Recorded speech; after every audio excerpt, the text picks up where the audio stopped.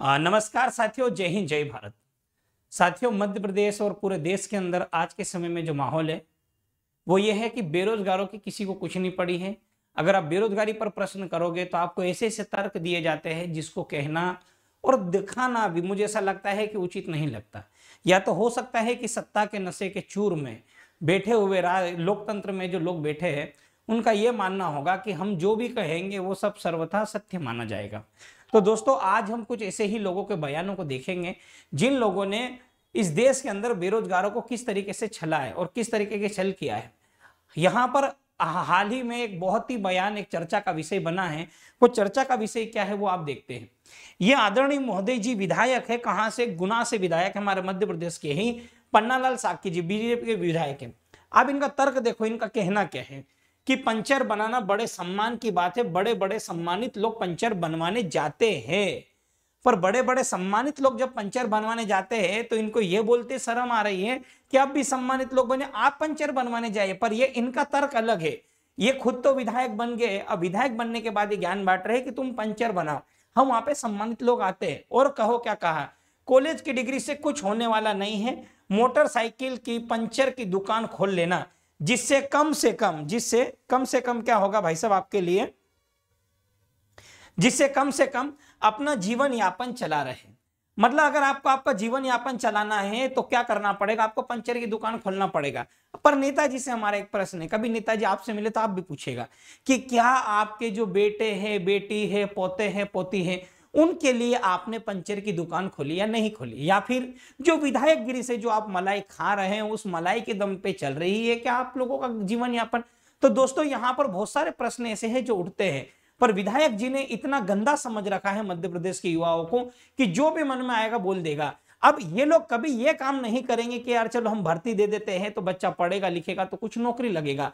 पर ये इनके मन में कुछ भी नहीं है। खुद उम्र पार कर गए हैं, ठीक है, अब इन लगता है 4 दिन की चांदनी बची है, फिर अंधेरी रात आने वाली है। पर सत्ता के नशे में इतना चूर है ये लोग कि कुछ भी बोल देते हैं कि आप तो पंचर बना। और फिर जब पूछा गया तो बोले पंचर बनाना, बोला आप इस शब्द को क्यों पकड़ रहे हो? अब हमें यह बताओ, कुछ बच्चों ने बीए किया, बीएससी किया, एमएससी किया, एमए किया, बड़ी बड़ी डिग्री बीकॉम, एमकॉम, बीएड करने के बाद क्या हम लोग पंचर बनाएंगे? और नेताजी अगर आपको इतना ही शौक आ रहा तो सबसे पहले आप अपने बेटा को, आप अपने जो बेटे हैं उनको आप क्या करो, पंचर की दुकान खुलाओ। मैं आपसे वादा करता, गुना के आसपास क्षेत्र के जितने भी लोग हैं आपके बेटे की दुकान पर ही जाएंगे पंचर बनवाने के लिए। दे घिस के बनाना।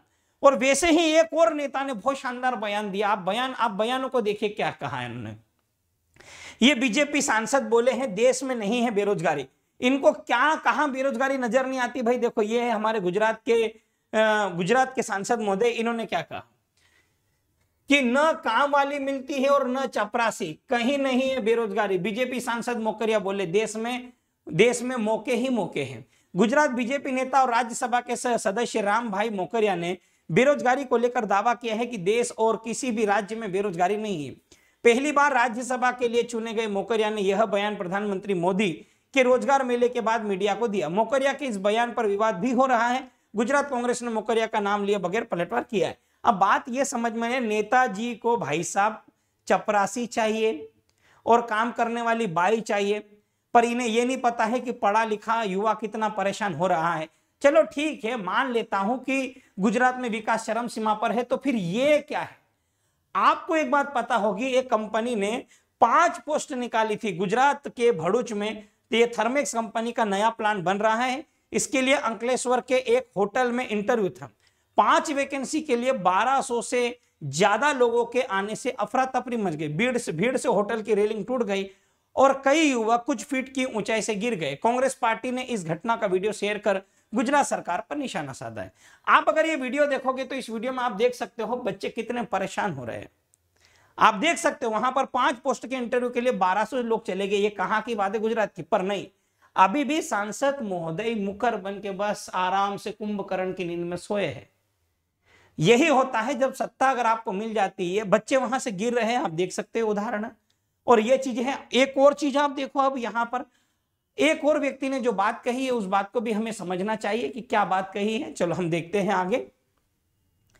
ये यहां पर भाई साहब, ये हमारे मध्य प्रदेश के प्रदेश अध्यक्ष है।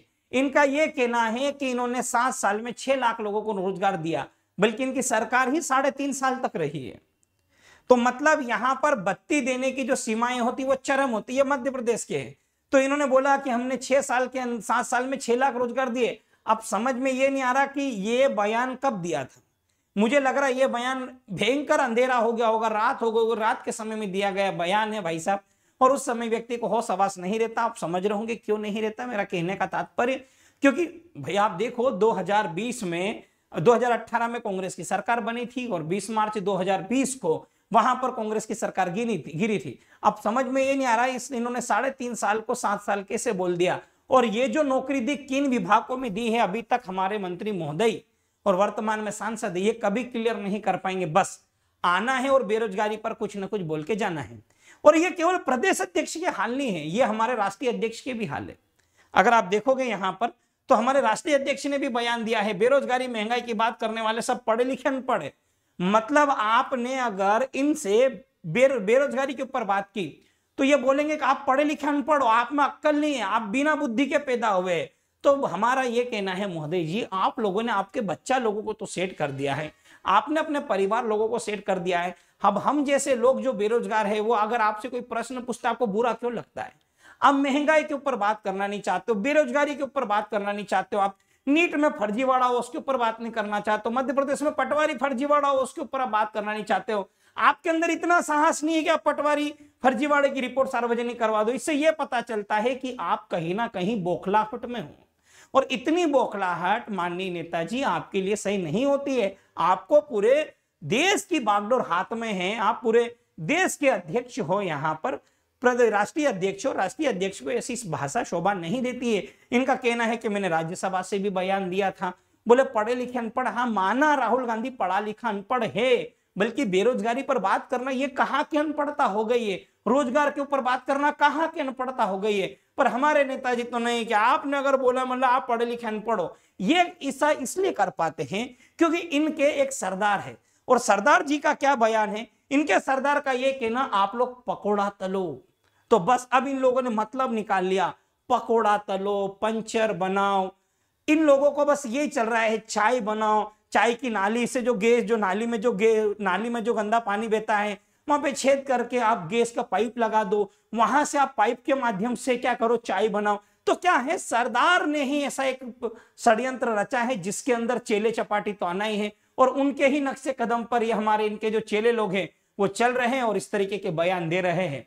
तो अगर साथियों आप चाहते हो कि हमें इन नेताओं को भी कुछ जवाब देना चाहिए तो आप लोग भी सक्रिय रहिएगा, ठीक है। और एक एक चीजों का हिसाब मांग लिया कीजिए आपसे, ऑनलाइन तो आप लोग आते ही हो।